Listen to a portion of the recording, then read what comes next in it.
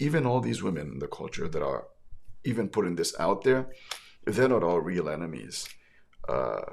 Principalities and evil spirits are, because they too have been duped.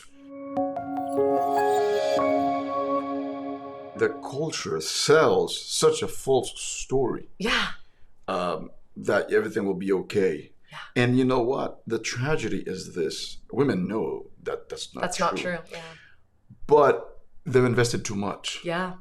Right? And so these other women in the culture now trying to speak for this, they have to proclaim their abortion, is that what it's called? Yeah.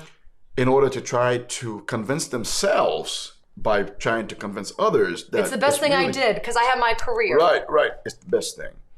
And we all know that it's not. It really isn't. And Ben Shapiro said this, and people can find him annoying, but whatever.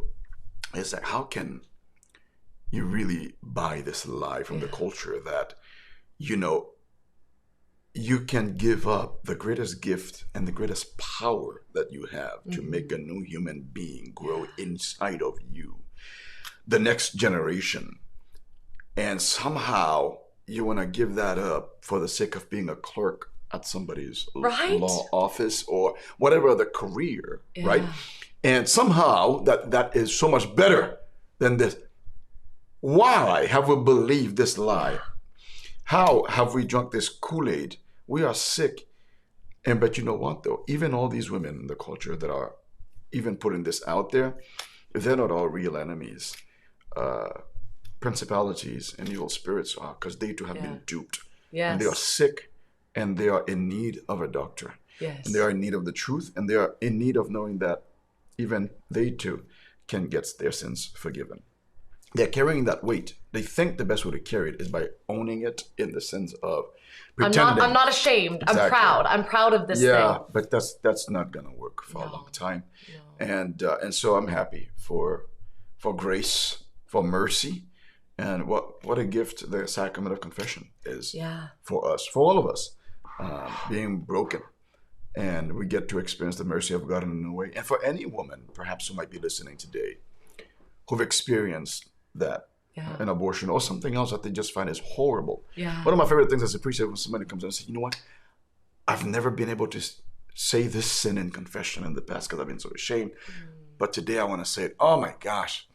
And it's so beautiful. I also have to remind people that don't be ashamed to confess your sins, which is why I love to preach the gospel before confession. Yeah. To tell people of the power of confession, and that, like, the priests don't go out thinking, oh my gosh, she did what?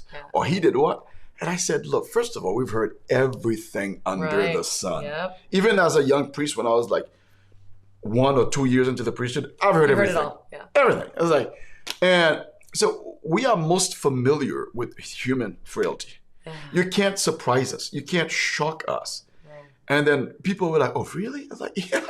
And then I tell people, do you know how joyful we get when we have someone say, I've done this really horrible thing? It's like, yes. Good job. Yes. Yes, because you come back. Yes. We got all the graces. Here's all the graces for you. Here you go. You've been needing this for so long, but because you weren't willing to admit it. Yes. And the first time I've said this to young people, I was surprised at the response. They're like, oh my gosh, now I want to go to confession. Yeah.